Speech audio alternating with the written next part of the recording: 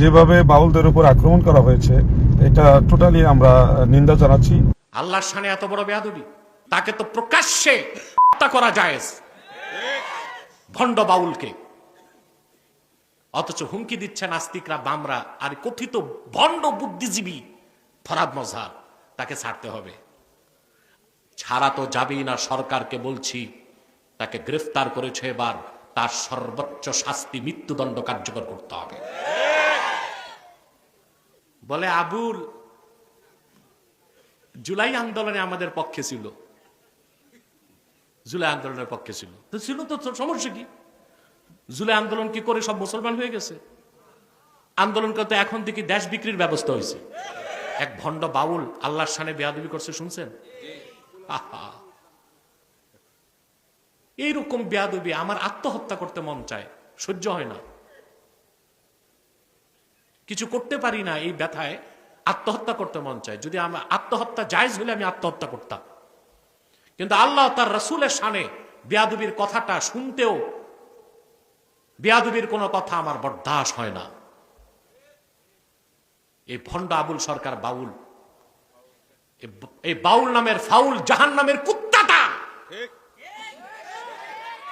আমার আল্লাহর শানে যে বেয়াদবি করেছে, আমি তা মুখে উচ্চারণ করার সাহস রাখি না।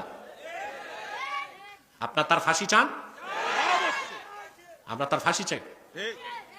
ভণ্ড ফরহাদ মজহার, ও আস্তিক কি নাস্তিক আমি জানি না, তবে ফরহাদ মজহার মুসলমান না, কাফের।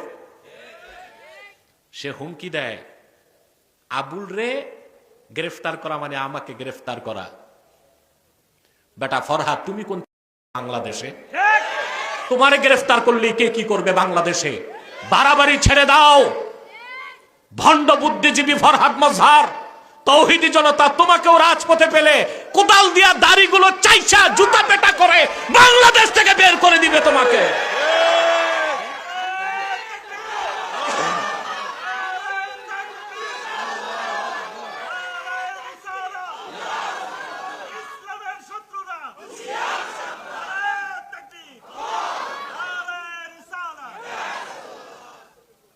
বলে আবুল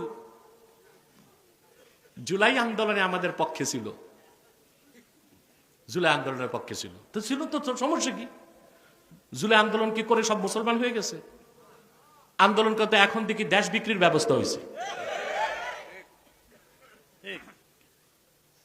আল্লাহর শানে এত বড় বেয়াদবি, তাকে তো প্রকাশ্যে তাকে হত্যা করা জায়েজ, ভণ্ড বাউলকে। অথচ হুমকি দিচ্ছে নাস্তিকরা, বামরা আর কথিত ভণ্ড বুদ্ধিজীবী ফরহাদ মজহার, তাকে ছাড়তে হবে। ছাড়া তো যাবেই না, সরকারকে বলছি তাকে গ্রেফতার করেছে, এবার তার সর্বোচ্চ শাস্তি মৃত্যুদণ্ড কার্যকর করতে হবে।